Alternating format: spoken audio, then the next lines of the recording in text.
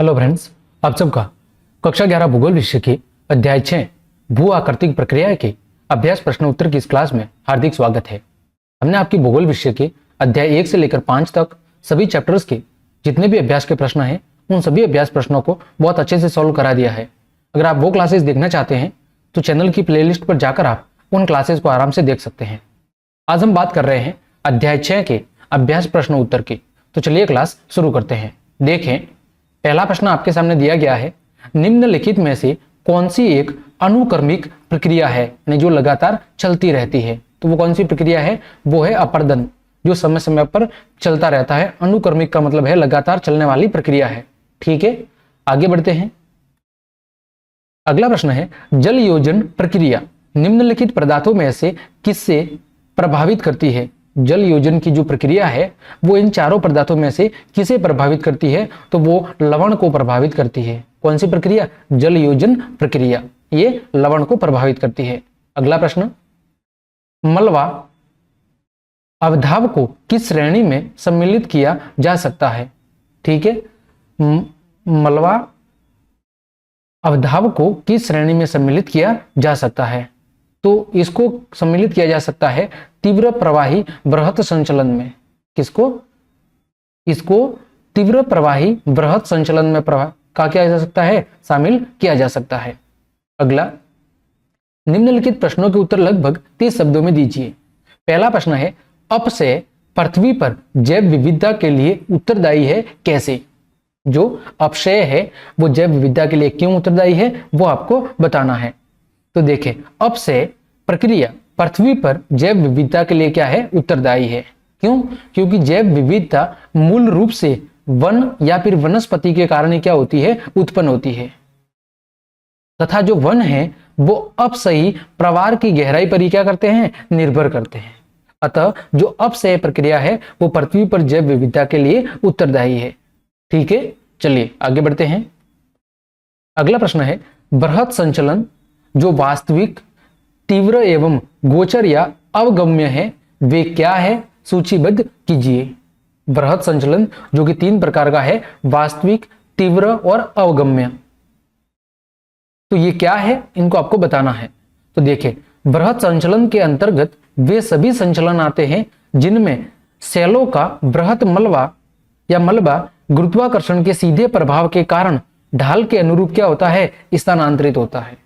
बृहत संचलन के अंदर वे सारे संचलन आते हैं जिसमें जो सेल है, चट्टाने हैं, उनका जो बृहत मलबा है वो गुरुत्वाकर्षण के सीधे प्रभाव के कारण ढाल के अनुसार क्या होता है? स्थानांतरित होता है। कोई भी भू आकृतिक कारक जैसे प्रवाहित जल, हिमानी, वायु, लहरें, धाराएं, ये सब बृहत संचलन की प्रक्रिया में सीधे ही रूप से सम्मिलित नहीं होते हैं। यानी ये जितने भी भू आकृतिक पदार्थ है या कारक है जैसे प्रवाहित जल, हिमानी, वायु, लहरें, धाराएं, ये सब इस श्रेणी में सीधे रूप से सम्मिलित नहीं होते। बृहत संचलन जो वास्तविक, तीव्र और गोचर है उसके उदाहरण कौन कौन से हैं? जैसे मृदा प्रवाह हो गया, कीचड़ प्रवाह हो गया और भूस्खलन हो गया। ये बृहत संचलन के जो वास्तविक, तीव्र और गोचर या अवगम्य जो प्रकृति है उसके अंतर्गत आते हैं। ठीक है, चलिए आगे बढ़ते हैं। विभिन्न गतिशील तथा शक्तिशाली बहिर्जनिक भू आकृतिक कारक क्या है तथा वे क्या प्रधान कार्य संपन्न करते हैं? पहले तो वो है क्या और फिर वे कौन सा कार्य संपन्न करते हैं वो आपको बताना है। तो विभिन्न गतिशील तथा शक्तिशाली बहिर्जनिक भू आकृतिक कारक जिसमें अपक्षय, बृहत संचलन, अपरदन, निक्षेपण और क्या है? परिवहन है। ये तो हो गए वो कारक। कौन कौन से? अपक्षय, बृहत संचलन, अपरदन, निक्षेपण और परिवहन। अब ये क्या कार्य करते हैं? तो ये कारक पृथ्वी की सतह पर भू आकृतिक परिवर्तन लाते हैं। ये कारक क्या करते हैं? पृथ्वी की सतह पर जो विभिन्न प्रकार की भू आकृतियां हैं उनमें परिवर्तन लाने के लिए जिम्मेदार होते हैं। ठीक है, आगे बढ़ते हैं। अगला प्रश्न दिया गया है वो है, क्या मृदा निर्माण में अपक्षय एक आवश्यक अनिवार्यता है? यानी मृदा निर्माण की प्रक्रिया में जो अपक्षय क्रिया है वो क्या एक महत्वपूर्ण भूमिका निभाता है या उसके लिए अनिवार्य है अथवा नहीं है, वो आपको बताना है। तो हम कहेंगे हाँ, मृदा निर्माण में अपक्षय एक आवश्यक क्या है? अनिवार्यता है। अपक्षय क्या होता है? अपक्षय का मतलब होता है टूटना। तो अपक्षय प्रक्रिया शैलों यानी चट्टानों को छोटे छोटे टुकड़ों में तोड़ने और न केवल आवरण प्रस्तर एवं मृदा निर्माण के लिए भी क्या करते हैं, मार्ग प्रशस्त करते हैं। यानी कि जो अपक्षय प्रक्रिया है वो केवल चट्टानों को छोटे छोटे टुकड़ों में तोड़ने का काम ही नहीं करती, इसके अलावा आवरण प्रस्तर और मृदा निर्माण के लिए भी मार्ग प्रशस्त करते हैं, इनके निर्माण में भी अपनी भूमिका अदा करते हैं। अपितु अपर्दन एवं बृहत संचलन भी क्या होते हैं, इसके लिए उत्तरदायी होते हैं। यानी कि जो अपक्षय है वो अपर्दन और बृहत संचलन के लिए भी साथ साथ में क्या होता है, उत्तरदायी होता है। तो इस तरह जो अपक्षय है वो मृदा निर्माण की प्रक्रिया में महत्वपूर्ण भूमिका निभाता है या उसके लिए अनिवार्य है। अगला, निम्नलिखित प्रश्नों के उत्तर लगभग 150 शब्दों में दीजिए। आपको कितने शब्दों में देना है, 150 शब्दों में। देखें, प्रश्न है, हमारी पृथ्वी भू आकृतिक प्रक्रियाओं के दो विरोधात्मक वर्गों के खेल का मैदान है, व्याख्या कीजिए। हमारी पृथ्वी है वो भू आकृतिक जो प्रक्रिया है उसके जो दो विरोधात्मक वर्ग है उनके खेल का मैदान है, व्याख्या कीजिए। इस कथन को आपको स्पष्ट करना है। तो देखें, सर्वप्रथम जो भू प्रॉपर्टी है वो कैसी है, गंत्यात्मक है, यानी उसकी आकृति में बदलाव होता रहता है। यह क्षैतिज और ऊर्ध्वाधर दिशाओं में क्या होती है, संचलित होती रहती है, गतिमान होती रहती है। भू प्रॉपर्टी का निर्माण करने वाले पृथ्वी के भीतर सक्रिय आंतरिक बलों में पाए जाने वाला अंतर ही पृथ्वी के बाह्य सतह में अंतर के लिए क्या है, उत्तरदायी है। यानी पृथ्वी के भू प्रॉपर्टी के बीच में पृथ्वी के भीतर जो संरचना है उनके बीच में जो आंतरिक बल पाया जाता है और उस आंतरिक बलों में पाए जाने वाला जो अंतर है वो ही अंतर पृथ्वी की जो बाहरी सतह है वहां पर जो आकृतियां या जो अंतर हमें दिखाई देता है उसके लिए जिम्मेदार है। मूलतः धरातल सूर्य से प्राप्त ऊर्जा द्वारा प्रेरित बाह्य बलों से अनवरत क्या होता है, प्रभावित होता है। यानी जो पृथ्वी का धरातल है वो सूर्य से प्राप्त होने वाली जो ऊर्जा है उसके द्वारा जो प्रेरित बाह्य बल है उनके द्वारा भी क्या होता है, प्रभावित होता रहता है। निश्चित रूप से आंतरिक बल अभी भी सक्रिय है, यद्यपि उनकी तीव्रता में क्या है, अंतर है। यानी आज भी पृथ्वी के अंदर जो विभिन्न प्रकार के आंतरिक बल है वो क्या है, सक्रिय है। इसका तात्पर्य यह है कि धरातल पृथ्वी के अंतर्गत उत्पन्न हुए बाह्य बल और पृथ्वी के अंदर उद्भूत आंतरिक बलों से अनवरत प्रभावित होती है और यह सर्वदा क्या है, परिवर्तनशील है। यानी पृथ्वी पर आपको जितने भी धरातल पर परिवर्तन दिखाई दे रहे हैं वो पृथ्वी के अंदर का जो आंतरिक बल है वो और पृथ्वी की सतह का जो बाह्य बल है, इन दोनों बलों के बीच में जो परिवर्तन होता है उन परिवर्तन के कारण ही हमें धरातल पर परिवर्तन देखने को मिलते हैं। बाह्य बलों को अंतर्जनित, बाह्य बलों को क्या कहते हैं, अंतर्जनित या अंतर्जनिक, तथा आंतरिक बलों को अंतर्जनित बल कहा जाता है। बाह्य बलों को बाह्यजनित और आंतरिक बलों को अंतर्जनित बल कहा जाता है। बहिर्जनिक बलों की क्रियाओं का परिणाम होता है, यानी जो बाहर वाले बल है उनकी क्रिया का क्या परिणाम होता है, तो उभरी हुई भू आकृतियों का विघर्षण तथा बेसिन या निम्न क्षेत्रों या गर्तों का भराव, धरातल पर अपर्दन के माध्यम से ऊंचावच के मध्य के अंतर के कारण अंतर के कम होने के तल को क्या कहते हैं, संतुलन कहते हैं। यानी पृथ्वी का जो बाह्य बल है उसकी प्रक्रिया के कारण क्या क्या होता है, तो उभरी हुई भू आकृतियों का क्या होता है, विघर्षण होता है। इसके अलावा बेसिन या जो निम्न क्षेत्र है उनका भराव होता है। ये क्रिया किसके कारण होती है, जो पृथ्वी के धरातल पर जो बाह्यजनिक बल है उसके प्रभाव के कारण। ठीक है, अंतर्जनित शक्तियां निरंतर धरातल के भागों को क्या करती है, ऊपर उठाती है। जो अंदर की शक्तियां है, जो आंतरिक बल है, वो पृथ्वी पर जो भू आकृतियां है उनको क्या करती है, लगातार ऊपर उठाती है या उनका क्या करती है, निर्माण करती है। इस प्रकार बहिर्जनिक क्रियाएं उच्चावच में भिन्नता को सम करने में क्या रहती है, असफल रहती है। इसी कारण से जो बहिर्जनिक प्रक्रिया है वो उच्चावच या धरातल में जो परिवर्तन आते हैं उनको बराबर करने में सफल नहीं होती। क्यों, क्योंकि जो आंतरिक बल है वो बार बार धरातल की जो आकृति है या उसमें जो परिवर्तन है वो करते रहते हैं।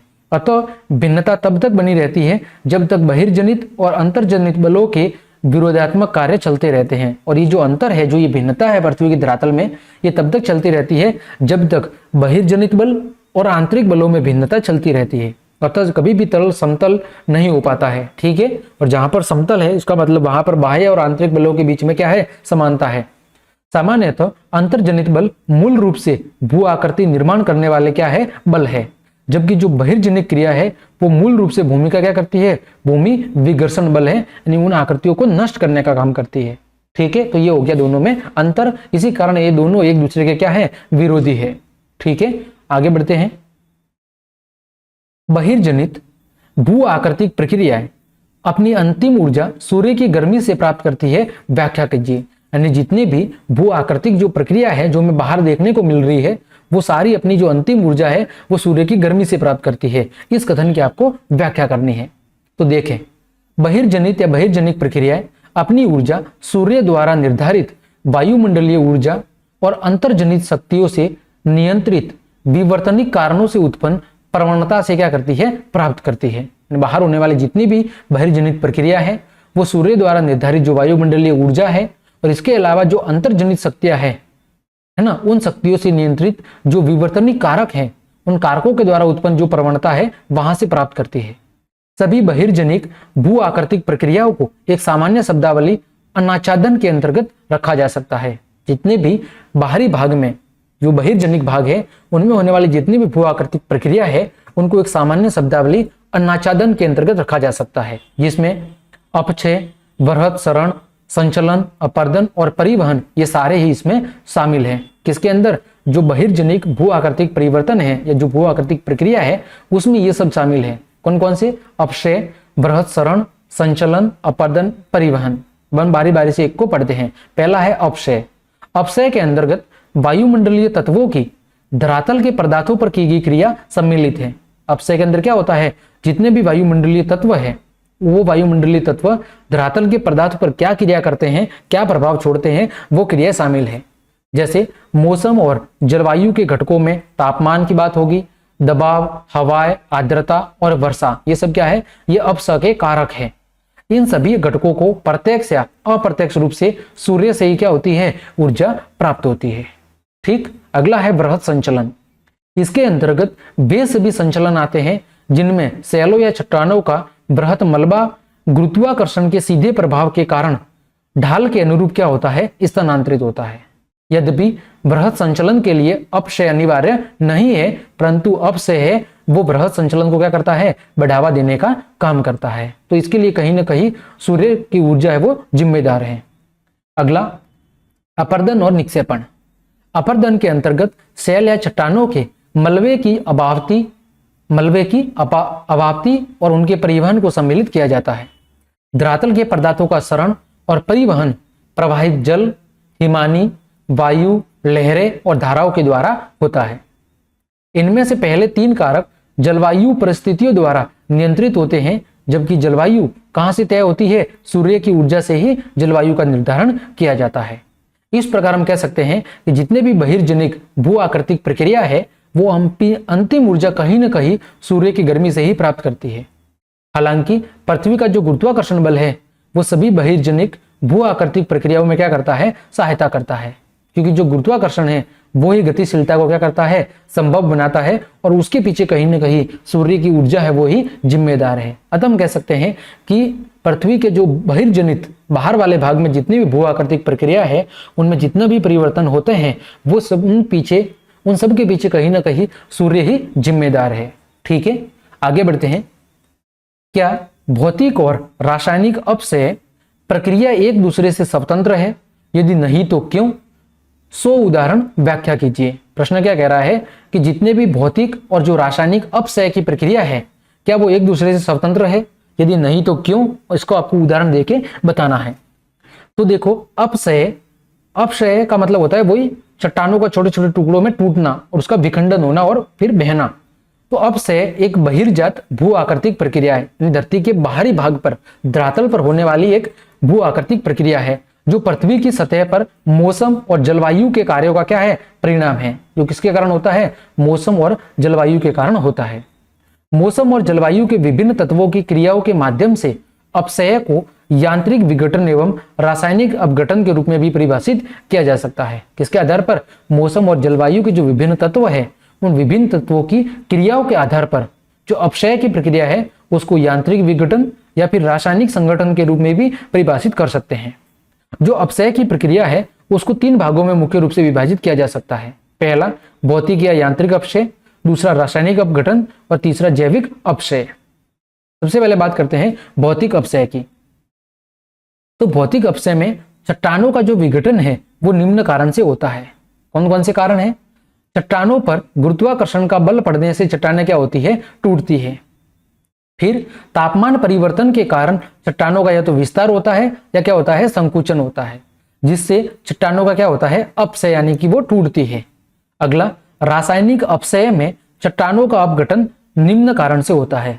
अब जो रासायनिक अपक्षय है उसमें चट्टानों का अपघटन कैसे होता है, तो कार्बोनेशन, ऑक्सीकरण या जल योजन यानी कि कार्बनीकरण, ऑक्सीकरण या जल योजन की प्रक्रिया के द्वारा क्या होता है, चट्टान का विखंडन होता है।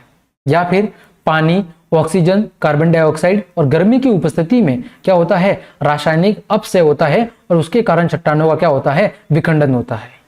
ठीक है, तो ये हो गया आपका कि भौतिक अपक्षय कैसे होता है और रासायनिक कैसे होता है, और जैविक का मतलब जो जीवों के द्वारा किया जाता है। ठीक है, छोटे मोटे जो अंदर जीवाणु बैक्टीरिया पनप लेते हैं और धीरे धीरे वो बहुत बड़ी मात्रा में हो जाते हैं, ऐसी स्थिति में उन चट्टानों का धीरे धीरे विखंडन होता है।